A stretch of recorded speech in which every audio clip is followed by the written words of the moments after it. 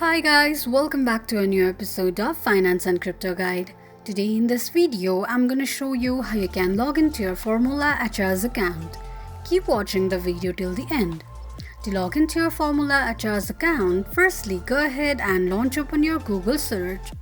On the search box at the top, type in Formula HR login and make a search. You're going to see the search results displayed on the screen. Click on the login link shown on the page. On the next page, enter your username and password associated with your Formula HR's account and tap on Login. In case if you don't remember your password, click on Forgot Password option.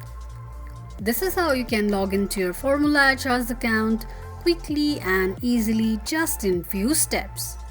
If you have any thoughts or queries, let us know in the comments section.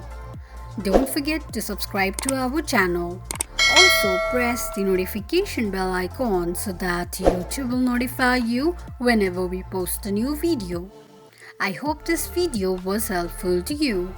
Thank you so much for watching.